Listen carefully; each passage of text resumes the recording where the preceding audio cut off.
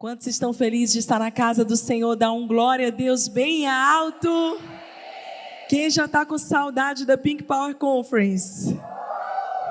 A boa notícia é que todos os meses nós estamos aqui no nosso culto Pink Power. Então você deve sempre separar aí o seu coração, preparar a tua agenda para que você esteja conosco nesse dia. E agora em novembro a gente vai ter discipulado e culto. Quem ama discipulado? Nós somos essas mulheres que amam a palavra de Deus. Vivemos dias sobrenaturais na conferência. Gente, às vezes a sensação que eu tenho é que eu vivi um sonho. Né? Você fala assim, meu Deus, eu imaginava, porque Deus sempre nos surpreende. E eu imaginava, eu sonhei, eu gerei junto com tantas mulheres aqui a conferência, mas o Senhor sempre nos surpreende, Ele sempre faz além do que um dia a gente pensou, a gente imaginou. Quantos testemunhos, quantas histórias de vidas marcadas. Eu fui profundamente marcada naqueles dias e nem me recuperei. E fiz uma viagem, eu estava com muita saudade de vocês, das minhas ovelhas amadas. E nós estivemos ali nos Estados Unidos, em Washington, D.C. Tive algumas ministrações em outras igrejas, outras conferências. Mas o propósito da viagem também foi estar num ajuntamento chamado A Million Woman, que é um ajuntamento ali de 1 milhão de mulheres, o primeiro que houve. Ali em Washington, D.C., na praça, em frente ao Capitólio, que é ali que é o centro de governo, não só dos Estados Unidos, mas decisões que são tomadas ali influenciam nações inteiras. E foi muito especial, porque no dia antes do ajuntamento nós estivemos com um grupo de líderes, de pastoras e pastores, na Casa Branca e no Capitólio. E algo tão especial, porque uma mulher que tem um ministério de 25 anos, completamente secreto, ninguém sabe, assim, não pode ser divulgado, não pode ser publicado, porque ela faz um trabalho com os senadores, com os deputados, com o presidente, ministrando e construiu uma casa de oração dentro do Capitólio. Há 25 anos eles estão orando ali, intercedendo.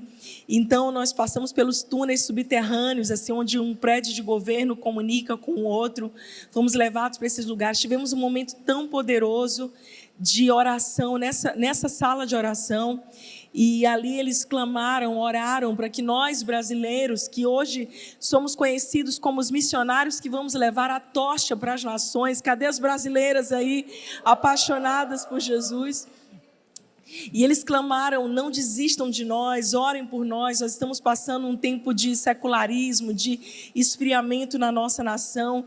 E do mesmo jeito que o Brasil foi impactado por missionários americanos, a Assembleia de Deus, a Quadrangular, a Raiz das Igrejas Batistas, todos foram enviados missionários americanos para virem servir a nossa nação. Hoje, eles estão clamando para que nós possamos levar esse fogo que nós carregamos para lá. Então, oramos, foi muito poderoso. E no dia, vou já contar do furacão, que eu sei que vocês estão curiosos também. Que até venci o furacão, passei no meio da tempestade. Cadima, eu vivi a minha última mensagem aqui. E no dia da Million Woman foi muito forte. Imagina aquele lugar cheio assim de milhares de mulheres. E a primeira coisa que quando eu cheguei naquele lugar, os meus olhos espirituais se abriram e Deus falou claramente comigo, foi: filha, olha quantos homens estão aqui. E me impactou ver maridos com suas mulheres e seus filhinhos. Os líderes principais desse movimento de levantar de mulheres eram homens. Os homens cercando, os homens dos bastidores, na segurança, assim como nós vivemos na Pink Power. E Deus falou comigo: agora existe uma plataforma segura, preparada pelos homens, para que a voz das mulheres seja legitimada. Presta atenção no que eu vou te dizer. Durante muitos anos, nós, mulheres, fomos oprimidas pelos homens e até caladas pela religião. E de um lado, de um outro extremo, nos últimos anos, especialmente depois de 1904, 1913, quando começa o movimento feminista no mundo, levantando ali, teoricamente, o direito das mulheres, mas de uma maneira ilegítima, oprimindo, emasculando homens, as mulheres se levantaram, se autolevantaram de uma maneira ilegítima. E naquele dia Deus falou comigo: eu estou restaurando a voz das mulheres das nações. Eu estou preparando agora uma plataforma segura para que o ministério feminino esteja autorizado nas nações. É um novo nível. E nós precisávamos que os homens, como Mordecai, eles estavam ao redor, preparando a plataforma para que as Estérs pudessem levantar a voz, orar. Foi muito forte. E foram muitas percepções espirituais que aos poucos eu vou compartilhar com vocês. Inclusive a minha mensagem hoje eu digo que é a trilogia. Eu preguei 2 mensagens sobre Esther na Pink Power Conference. A primeira, levante-se Esther, vencendo o inimigo. Está no meu canal do YouTube, você pode assistir depois. A segunda, levante-se Esther, o chamado de Esther, que é o chamado de toda mulher. E hoje eu vou continuar pregando sobre isso, falando sobre a restauração dos altares quebrados. Porque o Senhor começou a falar ali sobre quantos altares na nossa vida pessoal têm sido de geração em geração, as nossas avós, as nossas mães, e dentro das nossas próprias vidas, existem coisas fraturadas, quebradas, que precisam de restauração, que precisam de um novo mover, de um soprar genuíno do Senhor. Isso é muito, muito especial, muito forte, porque a gente, durante os últimos anos, como eu falei, as mulheres se levantaram de uma maneira ilegítima até, mas eu vejo o Senhor trazendo as mulheres para um lugar de equilíbrio, uma centralidade, sobretudo na palavra, mulheres bíblicas, mulheres que não estão se autoproclamando, mas elas estão numa parceria santa com os homens, numa aliança santa, tendo a sua voz restaurada. Então eu vi ali aqueles homens cercando, levantando as mulheres.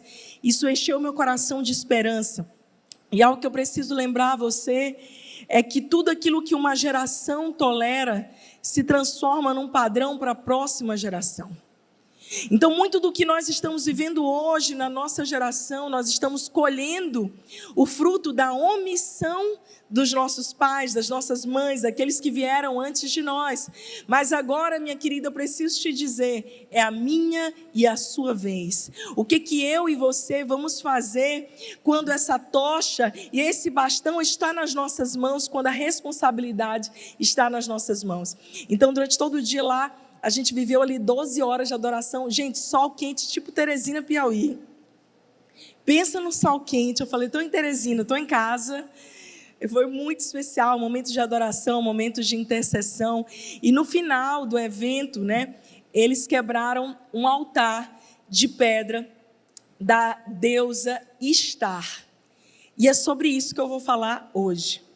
Mas antes de eu aprofundar esse tema e falar sobre os altares que precisam ser quebrados e os altares que precisam ser reconstruídos na minha e na sua vida, nós tivemos uns dias na Flórida, e assim que chegamos na Flórida, foi uma experiência muito sobrenatural que nós vivemos, que eu nunca tinha passado por isso.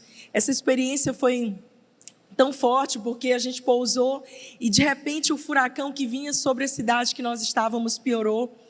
E a expectativa de que ele fosse chegar lá era pior. Eu comecei a ver as pessoas que moram lá há 20 anos, há 10 anos, todo mundo assustado. E eu falei, Fred do céu, o que a gente vai fazer? Nunca passamos um furacão, meu Deus. Sabe quando você fala assim, eu só tenho 2 dias para descansar. E justamente nos 2 dias que tu tem para descansar, depois de 2 meses corrido, chega um furacão. Eu falei, não, tá de brincadeira, é um ataque contra o meu descanso. Literalmente, quando a gente quer ter, sabe aquela época da sua vida que você quer ter um pouquinho de paz e parece que vem assim um contra-ataque do inimigo para te fazer distrair? Bem, e aí a gente chegou, fizemos algumas compras, todo mundo disse, olha, se abasteça, não vai faltar luz, vai faltar tudo, pode cair, a rua pode ficar inundada. Eu fui no supermercado, cena de filme. Não tinha água, não tinha pão. No final, quando eu já ia pagar, eu vi chegando um carregamento de água, eu corri, quase que eu me agarro com a moça, puxa água para cá, puxa água para lá. Conseguimos salvar umas águas, levamos para casa, e aí Fred falou comigo assim, o que a gente vai fazer? Eu falei, vamos dormir, vamos orar, vamos dormir. No dia seguinte, de manhã cedo, o Espírito Santo falou comigo, sai daí, vai para outra cidade mais ao norte, a cidade dos nossos amigos Doug e Katia Holland, que tem uma casa lá, eles nos convidaram. Então a gente saiu cedinho, ficamos em paz e Deus nos preparou um lugar de refúgio no meio da tempestade. E eu precisava dizer isso para você, porque existem épocas na nossa vida que são épocas tão difíceis. Alguém aqui está passando uma época tão difícil que você fala: meu Deus, eu não tenho como sair dessa tempestade. Levanta a tua mão aí para eu ver. Meu Deus, de tudo isso? Senhor, misericórdia. E no meio daquela tempestade tão grande, Deus preparou um lugar de refúgio e de descanso para nós. E eu quero declarar e profetizar sobre a sua vida, que no meio dessa tempestade que você está enfrentando, o socorro, o livramento, o escape, a provisão do Senhor soprará sobre você, sobre a tua vida, sobre a tua casa. E você viverá aquilo que os céus têm para você, amém? E foi isso que a gente viveu. Foi interessante que no dia seguinte que a gente chegou lá, era aniversário do Dan Duque. Quantos lembram do pastor Dan Duque, da Marti Duque? Tão amado por nós. O Dan é a nossa referência. É ali uma cobertura da nossa igreja em São Luís. Sempre foi uma inspiração. Fred conhece ele desde os 7 anos de idade. E nós comemoramos 81 anos do Dan Duque. Então, na noite do furacão, nós estávamos à mesa, celebrando a vida do pastor Dan Duque, partindo o pão e orando na mesa com os irmãos. E o Senhor falou tanto comigo, como que nós precisamos aprender a construir mesas de comunhão e de adoração no meio da tempestade. Nem ia pregar, nem ia falar disso, vou deixar para outro momento a gente cavar mais esse tema. Mas eu sinto de compartilhar, porque às vezes quando a gente está no meio da tempestade, ou ferida, ou machucada, a gente tende a se isolar. Que tal se você construir uma mesa no meio do furacão da tempestade, de comunhão com suas irmãs, com seus irmãos, com a sua família, de oração, de adoração? Será que você é capaz de adorar na sua pior noite, no seu pior momento? Dizer: Deus, às vezes eu não estou entendendo nada do que o Senhor está fazendo, mas eu creio que o Senhor está me levando para um caminho onde o Senhor vai elevar a minha adoração. E eu quero declarar sobre você, mulher, cada ovelha dessa casa, cada mulher que está nos assistindo agora, Deus está elevando o teu nível de adoração. O novo padrão está sendo construído, mulheres, onde nós precisamos sair do lugar onde nós construímos um altar de adoração para os nossos traumas e dores, para elevar a nossa adoração e dizer assim: eu não vou mais idolatrar o meu passado, as minhas dores, os meus medos. Eu vou adorar somente ao Senhor. Eu vejo que Deus está levantando essas mulheres na unção de Esther para um tempo como esse. Mulheres que estão alinhadas com a voz de Mordecai, do Espírito Santo, mas também em parceria com os seus homens. E numa aliança de celebração, numa aliança santa, que vão assumir o seu lugar com sabedoria estratégica, com ousadia. Mulheres que estão curadas. Porque, veja, eu sou pastora há 18 anos, cuido de mulheres há quase 24 anos. E tem situação que a pessoa passa ano entra ano e ela continua cultivando os mesmos traumas, as mesmas dores, de 20, de 30 anos atrás. Então eu quero que você seja profeta agora junto comigo. Olhe nos olhos da tua irmã e diz para ela: minha irmã, para 2025, arrume um problema novo. Vença os velhos e arrume um desafio novo. Amém? Posso ouvir um aplauso ao Senhor?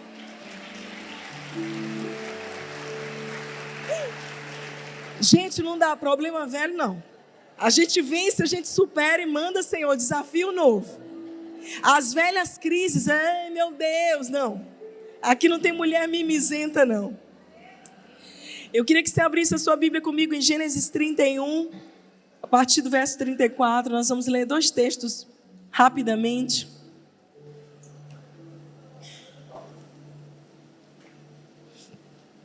Raquel tinha depositado os ídolos dentro da sela do seu camelo e estava sentada em cima.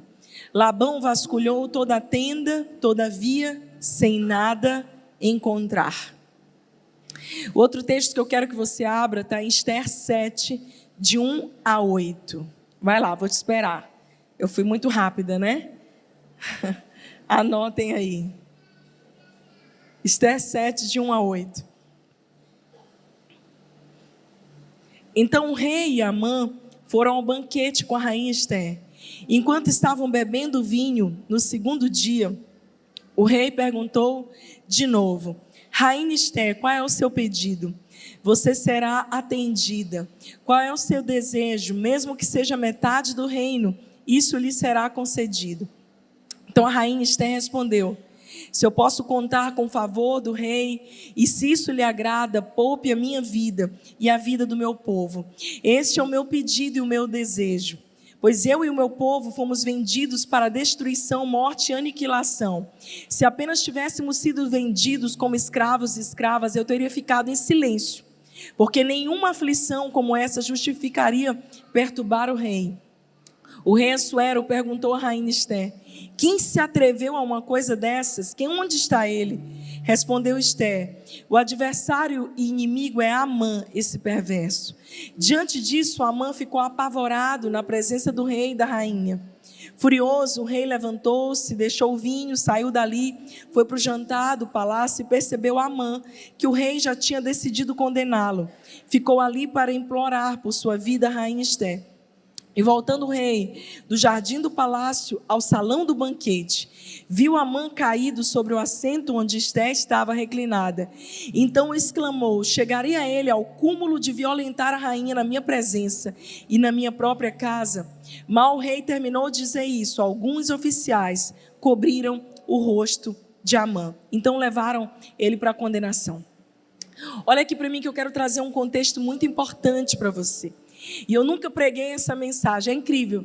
Eu já peguei centenas de vezes no livro de Esther, mas o Senhor sempre tem algo fresco, uma revelação nova. Por isso que eu amo a palavra de Deus. Quantas mulheres amam a palavra de Deus, a Bíblia, a palavra que sempre se renova para cada uma de nós. A gente começa no texto que nós lemos sobre Raquel. Raquel, então, ela está ali e ela está fugindo com seu marido para vivenciar uma nova realidade, mas ela está apegada aos seus ídolos. E a Bíblia conta que ela coloca debaixo da cela dela. E ela, nesse dia, ela estava nos seus dias de menstruação, e ela usa esse momento da sua intimidade para colocar os ídolos debaixo da cela do seu camelo, assim ninguém iria mexer, ninguém iria tocar. E ela quer viver uma nova estação, ela quer caminhar para um novo lugar, porém carregando ídolos antigos. Agora lembra comigo de quando Deus dá a chamada a Abrão. E Deus diz para ele: Abrão, sai da tua terra, da tua parentela, que eu vou te levar para uma terra que eu ainda te mostrarei. O pai de Abrão, ele era um construtor de ídolos.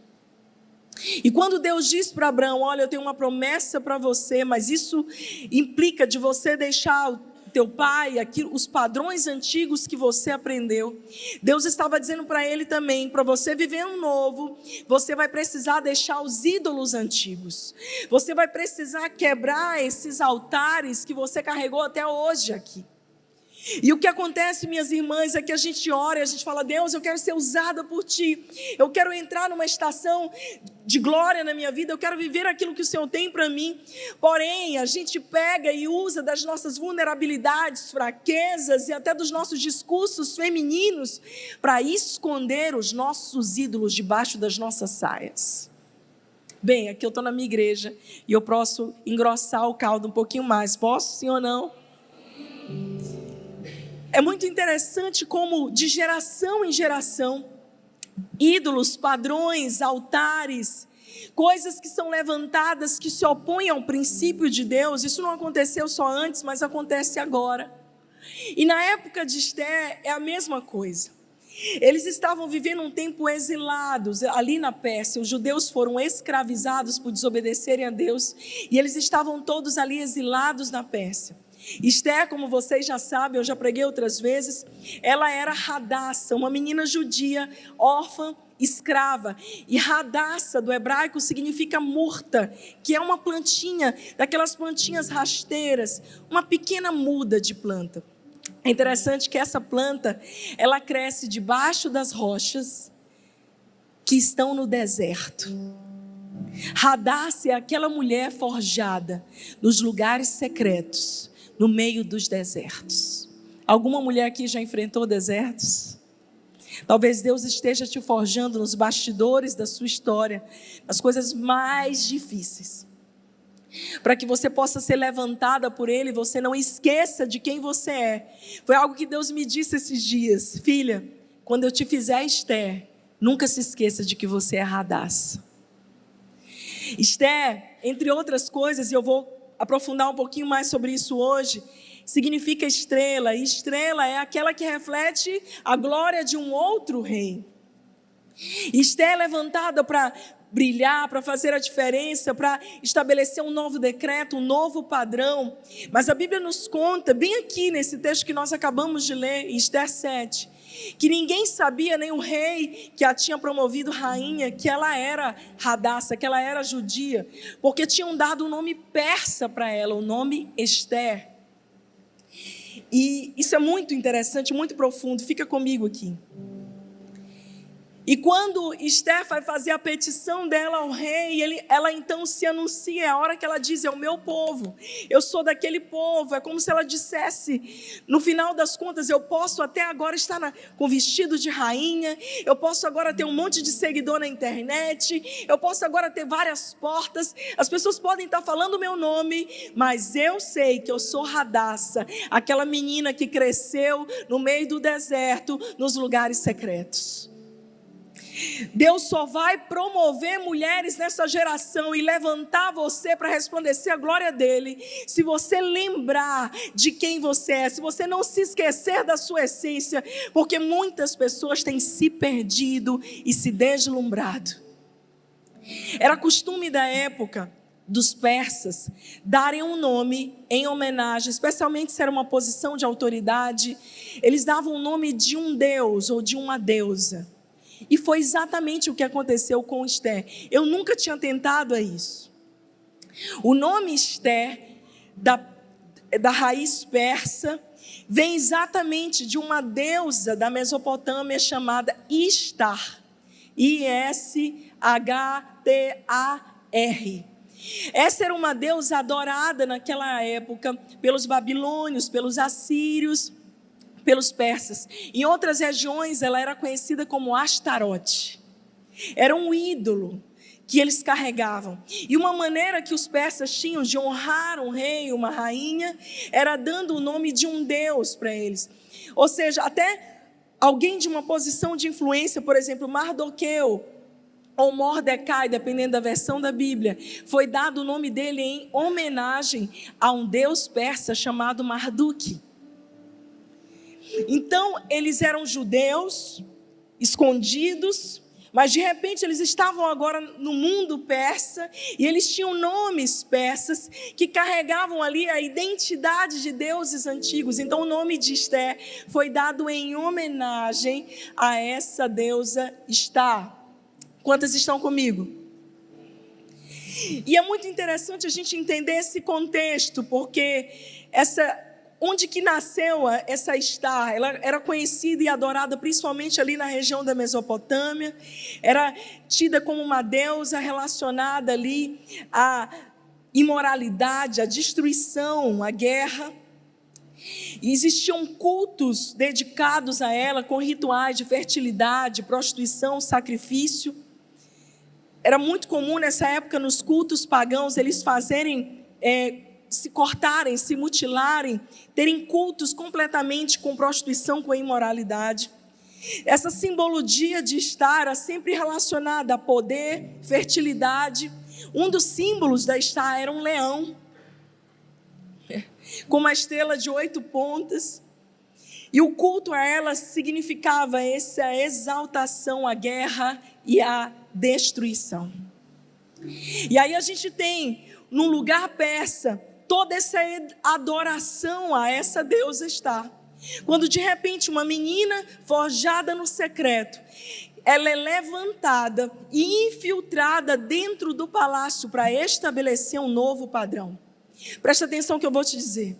Em todas as épocas, em todas as famílias da terra, sempre vai existir um lado B que o inimigo tenta desvirtuar, até que alguém se levante no poder do Espírito Santo de Deus para quebrar os altares que foram estabelecidos pela geração anterior e para estabelecer um novo padrão.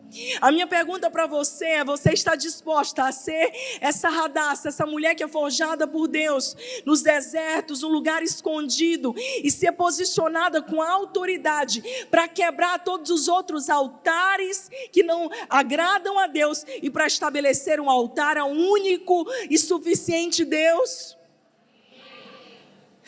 Talvez você seja essa, a mais improvável de todas, levantada por Deus para estabelecer um novo padrão na sua família. Vamos falar um pouquinho sobre as áreas de influência dessa deusa Estar. Então, como eu falei, ela influenciava a sexualidade, ela era considerada a deusa, o Astarote também, da sexualidade, promovendo ali o prazer carnal em rituais, dessa forma ritualística. A influência dessa deusa, ela trazia uma hipersensualização, uma deturpação do conceito bíblico de sexualidade. Agora eu pergunto para você, esse espírito continua atuando nos nossos dias, sim ou não? No Brasil, sim ou não? Desvirtuando a identidade da mulher. E eu preciso falar para você, até dentro da igreja, quando eu entreguei minha vida a Jesus, nós recebemos essa instrução, e a gente faz isso aqui nessa casa: mude a sua postura, você é uma mulher santa, atente-se às suas roupas, preste atenção como você adora a Deus, através daquilo que você exala. Eu quero declarar no poder do nome de Jesus, que todo altar de hipersensualização, de prostituição do passado, será quebrado na tua vida, e Deus está estabelecendo um novo padrão que é santo, que é puro na tua história. Deus tem falado comigo sobre esse chamado para a pureza, para a santidade, que nós precisamos resgatar dentro da igreja. Outra influência dessa deusa era a violência, era trazer ali aquela coisa da competição desenfreada, a inveja, diminuir o valor do outro. Eu nem preciso te perguntar se isso tenta assediar esse mundo ainda hoje. Porque quando Deus nos chama, nós precisamos romper com esse ciclo terrível de competitividade, de rivalidade, de guerrear e de diminuir outras pessoas, não só outras mulheres, mas os homens também. Outra atuação dela era na adoração à riqueza, a prosperidade material, no sentido de pessoas que eram focadas só à bênção material, uma cultura, presta atenção, que adora o sucesso financeiro e que considera isso como felicidade.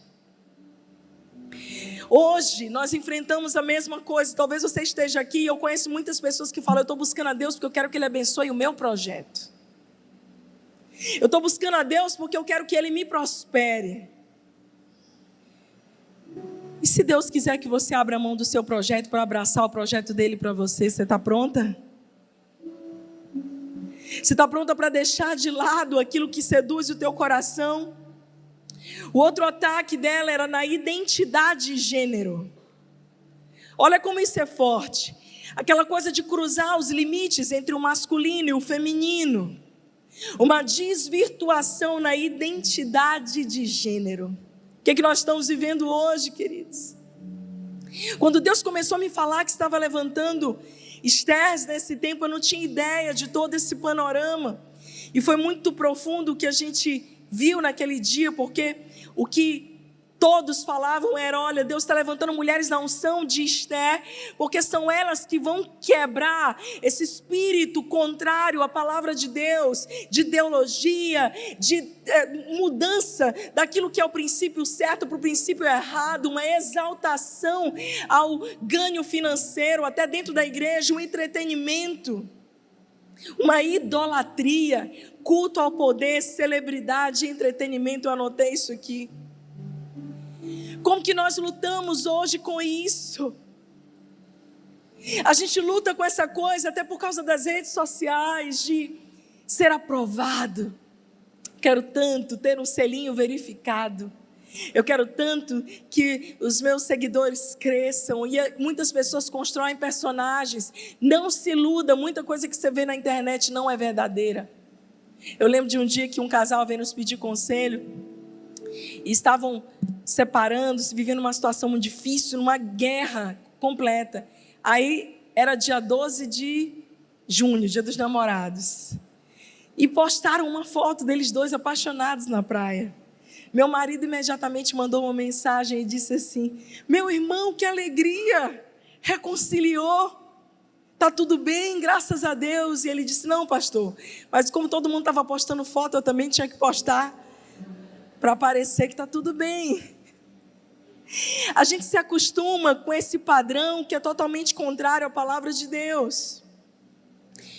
E eu quero falar aqui como nós, mulheres, podemos quebrar esses altares, porque no poder do nome de Jesus, o Espírito Santo de Deus vai te ajudar a quebrar todos os altares que não são de Deus na tua vida. Para que na tua vida só tenha um altar único, o altar do nome que é sobre todo nome, o nome de Jesus. Não dá mais para você dividir o seu coração, mulher. Não dá mais para você estar confusa. É preciso arrepender-se, purificar-se. Paulo fala sobre isso em 2 Coríntios 10, quando ele fala sobre destruir as fortalezas espirituais. E isso começa com arrependimento e consagração espiritual. Há quanto tempo você não tem separado, sabe, jejum, cultivado a tua vida devocional? Cuidado, para não entrar numa vida de automático. Eu preciso tomar esse cuidado todos os dias. Senão a gente se transforma em cristãs profissionais. A gente se acostuma a vir à igreja, a receber uma palavra que massageia o nosso ego. E eu poderia te trazer uma palavra muito mais leve hoje, para te encorajar. Mas eu entendi de Deus que hoje eu precisava liberar essa palavra, porque para o nível que Deus quer te levar, não dá mais para você carregar esses altares que desonram a Deus na tua vida. Construa o altar certo, quebre esse altar errado. Você só vai conseguir isso se arrependendo, reconhecendo: Deus, eu estou errada. Você sabe, eu me preocupo com alguém que não chora há muito tempo. Não que as lágrimas de crocodilo sirvam para alguma coisa, mas a Bíblia diz que Deus não resiste a um coração quebrantado. Há quanto tempo você não se emociona com as coisas de Deus? Você não chora, você não vibra. Crente que não chora está com defeito. Que não se quebranta. Que não se arrepende. Talvez você esteja tão santa, tão perfeita. Ou você se julga assim, que você acha que você não precisa mudar. Apocalipse, a palavra de Deus fala, capítulo 3 fala muito sobre isso, 2, 3 e 4. Arrepende-te.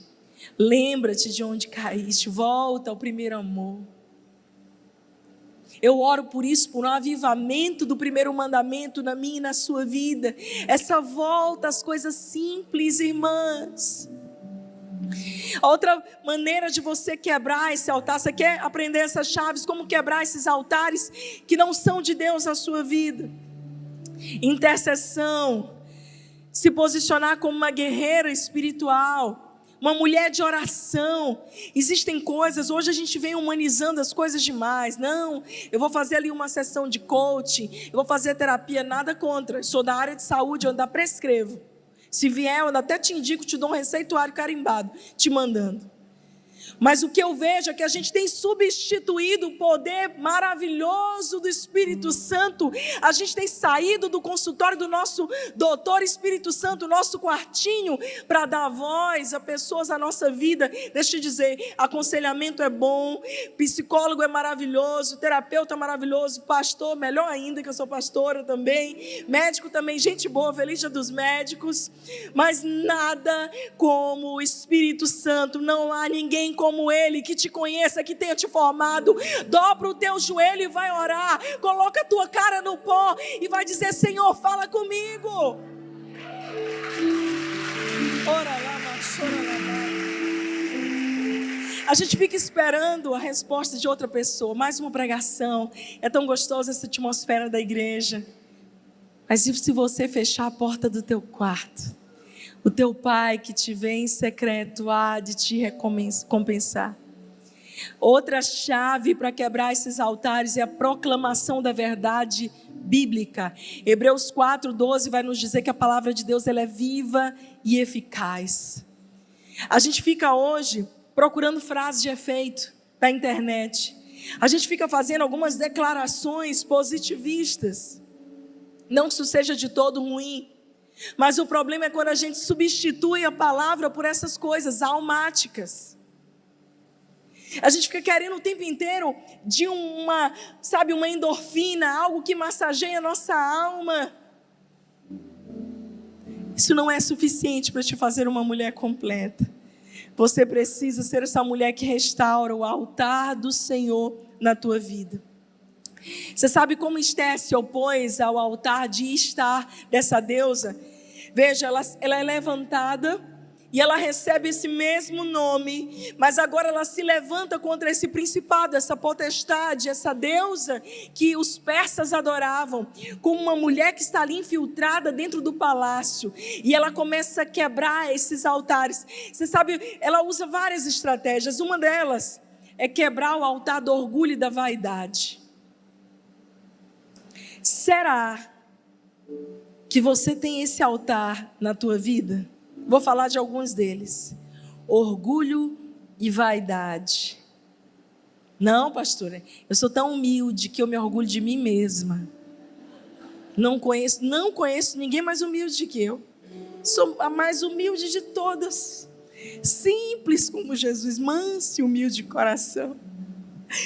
Às vezes a gente é orgulhosa, a gente é vaidosa, a gente não aceita correção, a gente não aceita conselho, a gente não busca conselho. Gente, estou ficando preocupada com essa geração, porque no meu tempo, quando a gente começa a dizer no meu tempo, é porque a coisa está perigosa.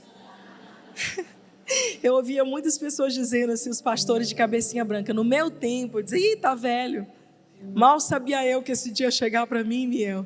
No meu tempo.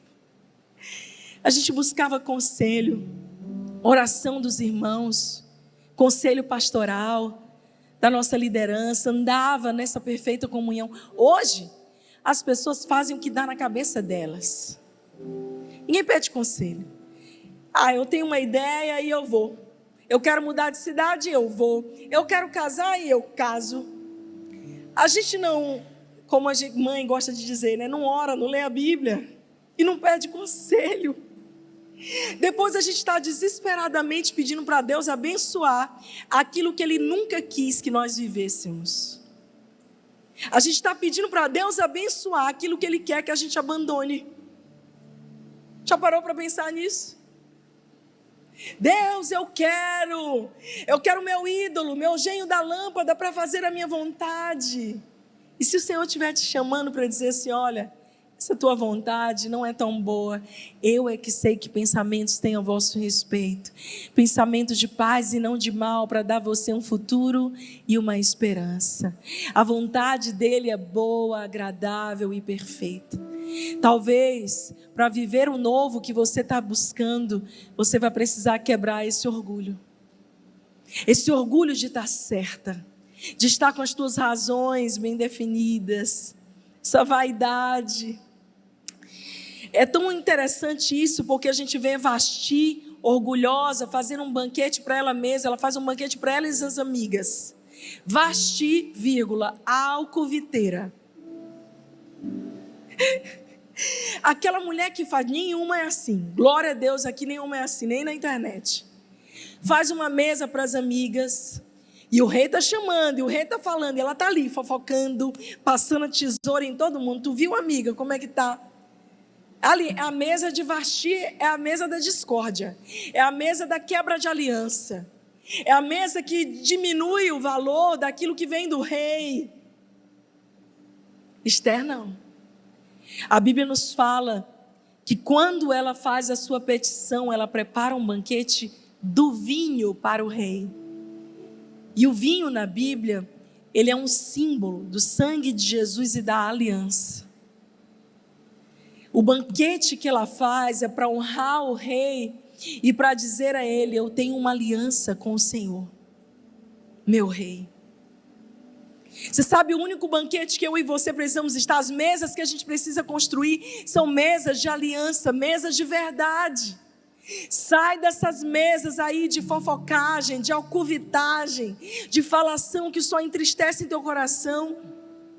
Eu lembro que eu estava num lugar uma vez, e o pior que era um lugar cheio de pastor, mas a mesa, certa vez eu ouvi um pastor bem velhinho dizendo, sabe o que está no Salmo 1?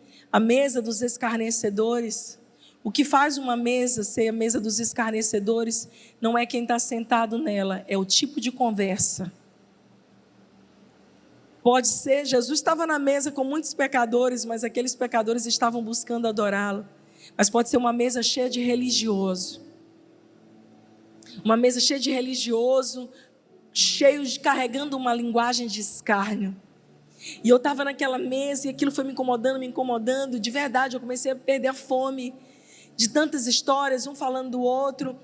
E era interessante que quando a pessoa que se despedia, eles falavam assim: tchau, amigo, querido, Deus te abençoe. Quando a pessoa saía da porta do restaurante, esse aí não presta, não vale nada. Aí daqui a pouco saía outro da roda e ia embora. Aí os outros, esse aí pior ainda. Eu falei para Fred, nós não vamos embora tão cedo. Vamos ficar por último. Vamos ficar aqui. Só que eu falei, Deus, não é possível. É interessante que a mesa que as mulheres de Deus que estão fluindo, quantas Estérs nós temos aqui, mulheres que vão se levantar nesse tempo, mulheres que vão quebrar esses altares do inimigo e que vão estabelecer novos padrões, mulheres de aliança, mulheres que são prudentes naquilo que falam. Esté quebra o altar dessa cultura de destruição, de destruir a reputação do outro, de destruir aquilo que o outro está fazendo de bom. Lembra que essa deusa Esté, a deusa da guerra, da discórdia, de trazer realmente dissensão. Esté não, ela traz paz para o seu povo. Onde chega uma mulher de Deus, ela apazigua o ambiente. E às vezes a melhor maneira de você apaziguar o ambiente, minha irmã, é ficando calada. Ou coisa difícil é ficar calada. Para uma colérica e uma sanguínea, então, oh Jesus. Eu digo que assim, o maior desafio para mim, por exemplo, é não me defender, porque eu sei me defender. Eu até acho que eu sou boa nisso, sou boa de briga. Tem confusão, tem briga, eu estou querendo estar no meio. Tipo, uma vez eu estava na rua, aí teve uma confusão assim, de briga mesmo, de menino de rua. Eu cheguei para o lado, e aí de repente eu fui vendo, daí eu fiz assim com a minha mão, e eu estava indo na direção, meu marido me segurou pelo braço e disse, para onde tu vai com essa mão fechada? Eu falei, eu não sei, foi mais forte do que eu. Eu quase me meto para poder defender uma pessoa que eu vi que estava sendo injustiçada. Uma mulher que estava no chão, machucada. Eu falei, vou lá, me segura que eu vou defender a mulher. Ah, querido. Mas a mesa que Esté constrói é uma mesa de paz. Uma mulher que apazigua o seu lar, a sua casa. Como que tem sido as tuas palavras, as tuas declarações? Será que você é a primeira que se amaldiçoa? Que amaldiçoa o seu marido, o seu casamento, o seu lar? Será que você não pode? Tiago, capítulo 5, a palavra vai falar que a língua é dos menores dos órgãos, mas tem o poder de atear fogo no corpo inteiro. Guardar a sua língua foi feita para caber dentro da sua boquinha. Pequena boquinha. Eu tenho orado por isso, Senhor, me faz cada vez uma mulher que me demoro, que observo, que eu não... Ei, deixa eu te falar uma novidade.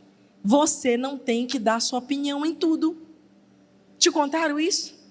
Não tem que escrever comentário em todos os posts de polêmica. Quem diz que tu tem que dar a tua opinião para tudo? Talvez a coisa mais sábia que você faz É ficando calado, esperando a hora certa de falar. A Bíblia fala, Provérbios diz isso, que até o tolo calado passa por sábio. Sabe aquela mulher calada que você fala assim, meu Deus, é tão sábia. Eu não estou dizendo que você não deve ter voz, que você não deve ir em defesa do aflito. A Bíblia fala sobre isso, sobre se levantar em favor da cana esmagada, quebrada, sobre injustiças sociais, sobre você ser uma voz. Esther mesmo é confrontada quando Mordecai disse, se você ficar calada nessa hora, existe a hora de falar, minha irmã. Eu também tenho muito medo de mulher que não fala nada. Essas são as reprimidas, aqui não tem nenhuma.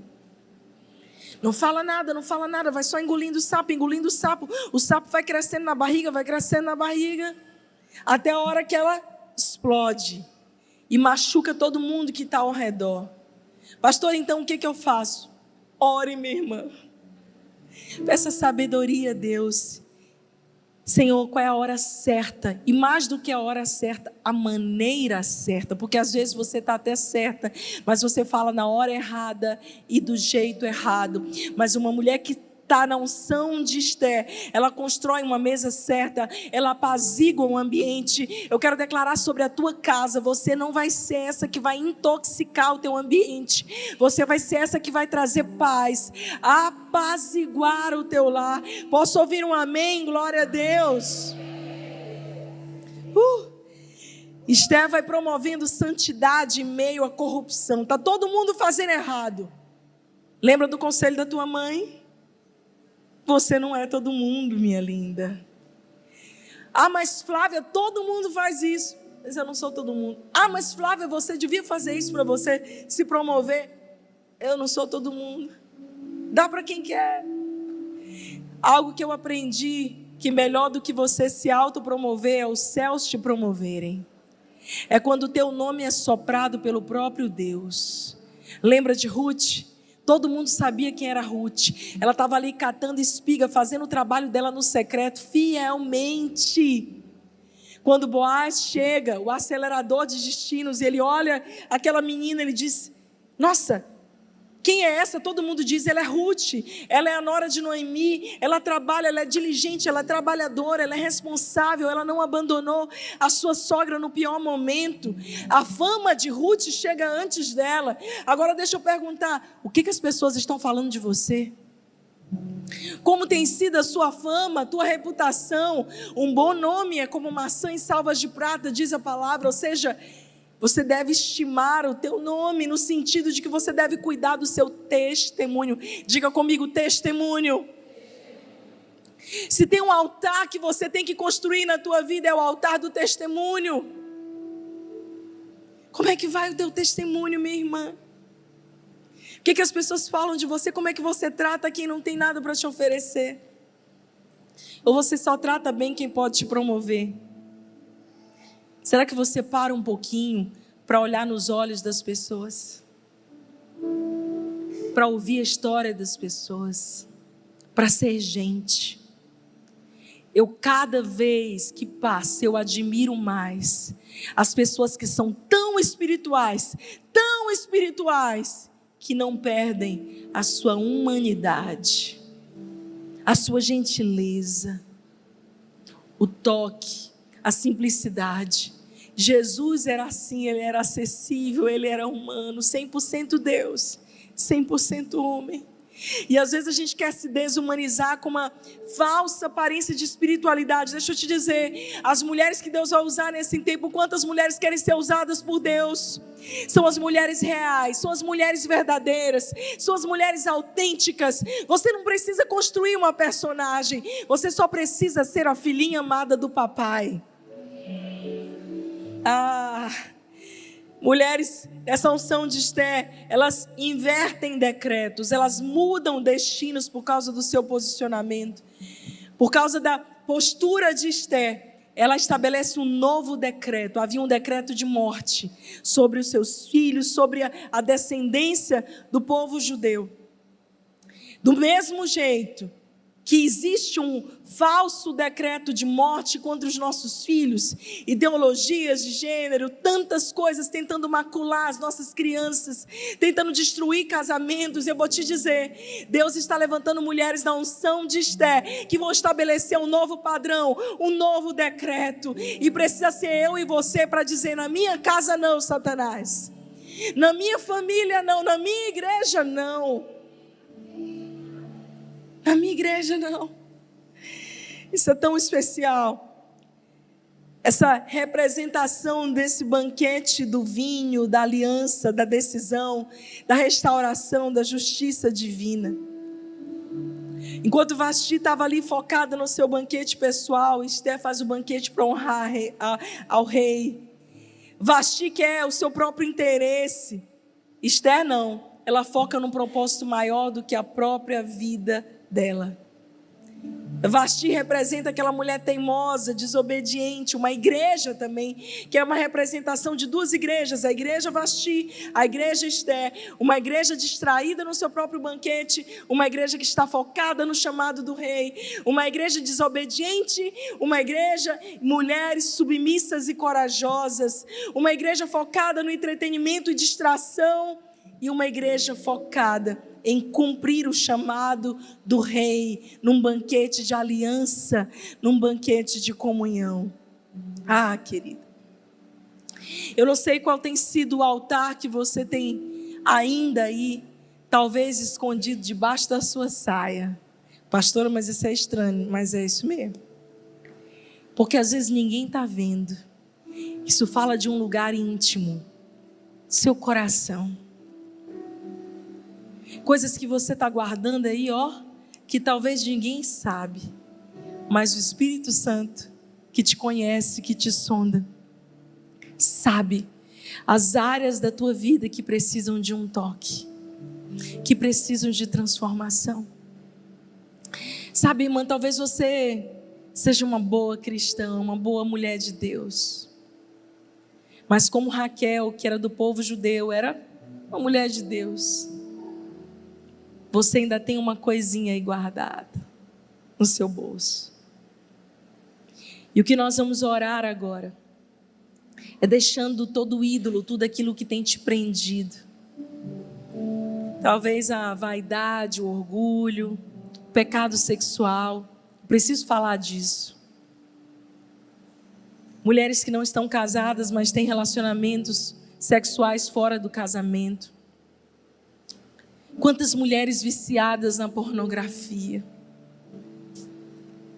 Se você se calar, Deus envia socorro e livramento de outra parte.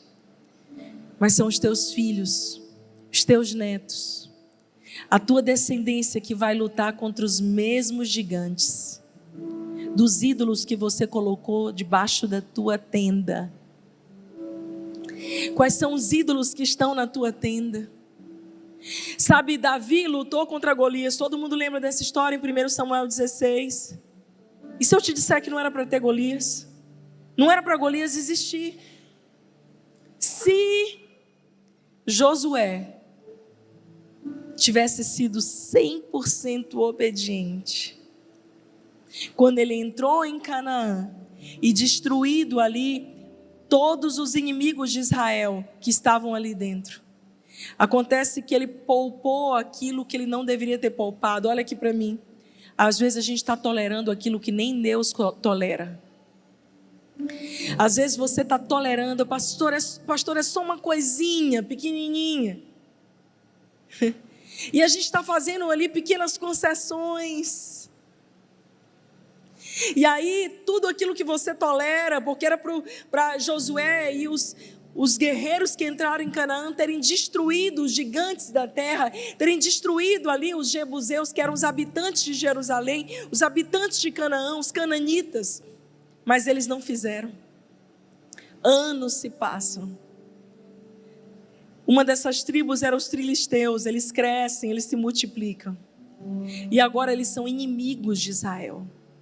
Presta atenção no que eu vou te dizer. Tudo que uma geração tolera se transforma num problema para a próxima geração. Talvez hoje, mulher, você esteja lutando com gigantes emocionais que seus pais um dia toleraram. Talvez hoje você esteja lidando com dores, com traumas, com medos, que não foram vencidos pela sua mãe, pelo seu pai, pela geração anterior. E veja que eu não estou nem entrando no mérito teológico de maldição hereditária. Eu estou falando simplesmente a palavra que diz, ali em Êxodo 20, primeiro mandamento, que Deus abençoará, que o Senhor ferirá com maldição até a 4ª geração daqueles que lhe amaldiçoaram, lhe desobedeceram, mas que abençoará até 1000 gerações daqueles que lhe foram fiéis. E se hoje você resolver quebrar esses altares que não são de Deus na sua vida, e se hoje esse poder de mudar decretos estiver na tua mão, de ser uma mulher que vai quebrar esses altares que não são de Deus e vai edificar um altar santo. Esse é um dos chamados da mulher. Provérbios 14:1, a mulher sábia edifica a sua casa, mas a tola com as próprias mãos a destrói. A palavra para edificar aí do hebraico é baná, que significa construir, reconstruir e estabelecer. Talvez muitas mulheres aqui tenham que construir do zero um altar novo, porque o padrão da tua família tenha sido errado até você. Talvez outras tenham que reconstruir os seus próprios altares, coisas que você já viveu, mas que você saiu. Deus quer estabelecer um altar de adoração na tua vida, para que você seja um instrumento de louvor a Ele. Eu quero orar com você agora, mas eu sinto no meu espírito que esse novo nível que o Senhor está levando as mulheres do Brasil e das nações, só será vivido por essas mulheres que forem corajosas o suficiente para destronar todo o padrão anterior, para quebrar esses altares anteriores e construir um altar de adoração ao único Deus. Que alegria que você chegou até aqui. Eu espero que essa mensagem tenha sido pontual para trazer a você aí o discernimento e a profundidade em Deus. A minha oração é que cada uma dessas mensagens que estão aqui no meu canal seja um instrumento para contribuir no teu crescimento espiritual. Então você aproveita, já ativa as notificações, faz a sua inscrição no canal para você ficar por dentro de tudo aquilo que vai ser compartilhado. O meu desejo é que essas palavras sejam como flechas polidas e alcancem corações. Então, compartilha com quem você ama. Até a próxima!